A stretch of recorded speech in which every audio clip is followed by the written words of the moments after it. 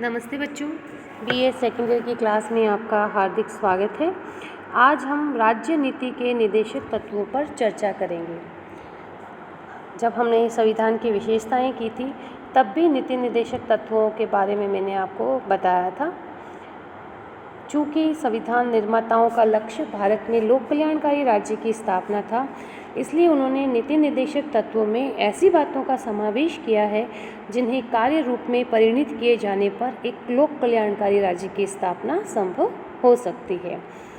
नीति निदेशक तत्व हमारे राज्य के सम्मुख कुछ आदर्श उपस्थित करते हैं जिनके द्वारा देश के नागरिकों का सामाजिक, आर्थिक एवं नैतिक उत्थान हो सकता है।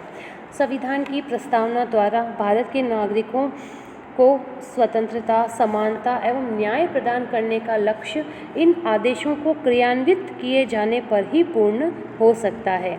ये नैतिकता के सूत्र हैं जो देश में स्वस्थ प्रजातंत्र की स्थापना करते हैं।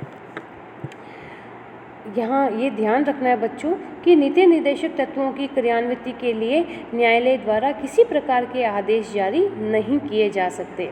वैधानिक शक्ति प्राप्त न होने पर भी ये तत्व राज्य शासन के संचालन के आधारभूत सिद्धांत है और राज्य का यह नैतिक कर्तव्य है कि व्यवहार में सदैव इन तत्वों का पालन किया जाए। नीति निदेशक तत्वों की देखिए बच्चों तीन बहुत प्रमुख बातें हैं। सबसे पहली बात कि ये न्याय योग्य नहीं है, ये देश के शासन में मूलभूत स्थान रखते हैं और कानून बनाते समय इन तत्वों का प्रयोग करना राज्य का कर्तव्य होगा और इसी से लोक कल्याणकारी राज्य की स्थापना होगी। अब ये तो हमने जान लिया कि नीति निदेशक तत्व क्या है। अब हमने मौलिक अधिकार भी पढ़े थे, तो मौलिक अधिकार और नीति निदेशक तत्वों में आधारभूत अंतर है। सबसे पहली बात बच्चों, जहाँ मूल अधिकार न्याय योग्य है, अर्थात जब हमारे मौलिक अधिकारों का हनन होता है तो अनुच्छेद 32 के अंतर्गत हम न्यायालय की शरण ले सकते हैं और न्यायालय हमें हमारे मौलिक अधिकारों को वापस दिलवाते हैं और मूल अधिकारों का उल्लंघन करने वाले कानूनों को अवैध घोषित किया जाता है।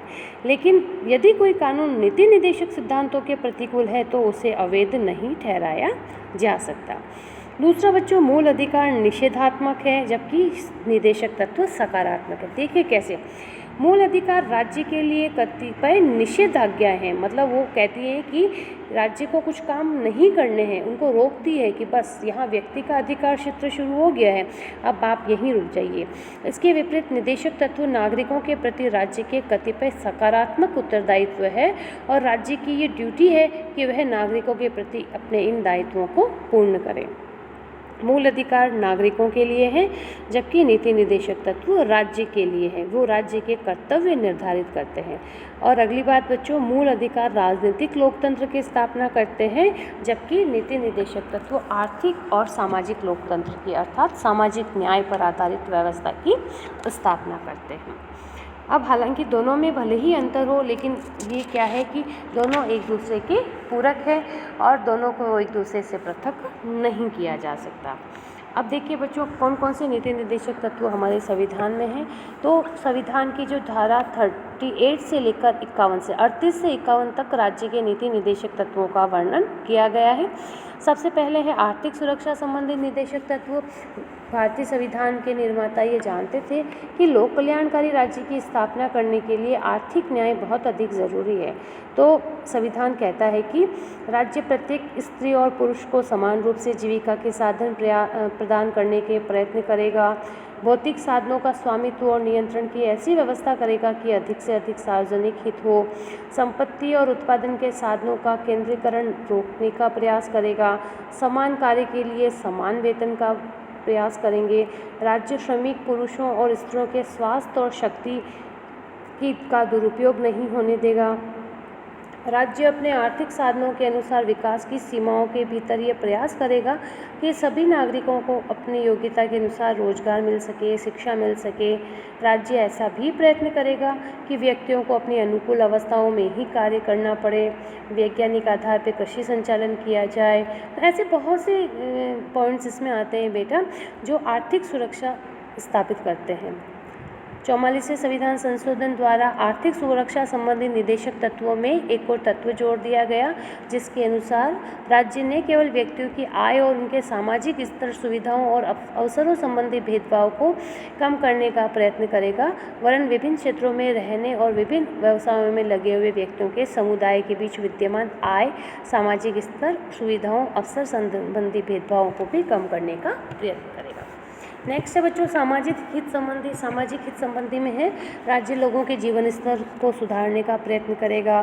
दुर्बल अंगों जो है विशेषतः SC/ST जो दुर्बल वर्ग है उनके अर्थ संबंधी हितों की विशेष सावधानी से रक्षा करेगा और सामाजिक अन्याय तथा सभी प्रकार के शोषण से उनकी रक्षा करेगा। नेक्स्ट है न्याय, शिक्षा और प्रजातंत्र संबंधी निदेशक तत्व। राज्य भारत के समस्त राज्य क्षेत्र में नागरिकों के लिए एक समान नागरिक संहिता प्राप्त कराने का प्रयास करेगा। अनुच्छेद 44, ये बच्चों ध्यान रखिए, कई बार एग्जाम में पूछा जाता है। राज्य लोक सेवाओं में न्यायपालिका और कार्यपालिका से पृथक करने के लिए सभी कदम उठाएगा।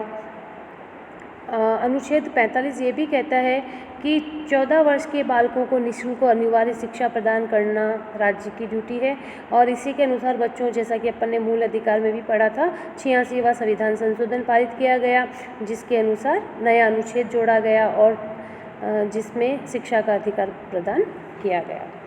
नेक्स्ट है बच्चों प्राचीन स्मारकों की रक्षा संबंधी निदेशक तत्व।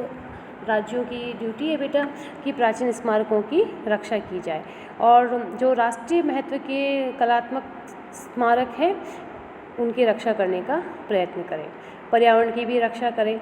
नेक्स्ट है बच्चों अंतर्राष्ट्रीय शांति और सुरक्षा संबंधी, तो अनुच्छेद 51 है, इसके अनुसार अंतर्राष्ट्रीय शांति और सुरक्षा में वृद्धि हेतु राज्य प्रयास करेगा। राष्ट्रों के बीच न्याय और सम्मानपूर्ण संबंध स्थापित रखे जाएंगे।